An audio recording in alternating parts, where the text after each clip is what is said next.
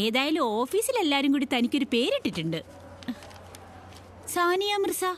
എല്ലാരും കൂടി എന്ന് പറയുമ്പോ ഇട്ടത് ഒരാളായിരിക്കുമല്ലോ. അല്ലേലും സാനിയ ടെന്നീസ് കളിക്കാരിയല്ലേ, ഇതിപ്പോ ഷട്ടിലല്ലേ. വിവരമില്ലാത്തൊരു പേരിട്ടാ അതുപോലെ ഇരിക്കും സാറേ. ഇവിടെ എല്ലാം എഴുതി വെച്ചിട്ടുണ്ട്, ഭക്ഷണത്തിന് മുമ്പ് കഴിക്കേണ്ടതുണ്ട്.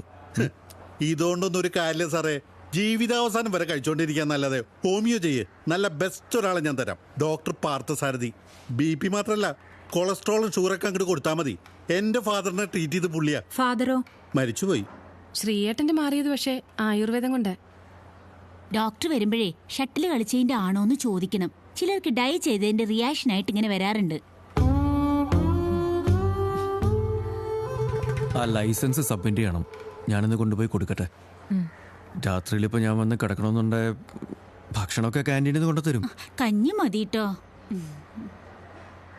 വേണമെന്നില്ല, നാളെ വന്നാ മതി. അമ്മയോട് തൽക്കാലം പറയണ്ട. ഞാനപ്പോ എന്നാ ഞങ്ങൾ ഇറങ്ങാം. വീട്ടിലെത്തിയിട്ട് വിളിക്കാം.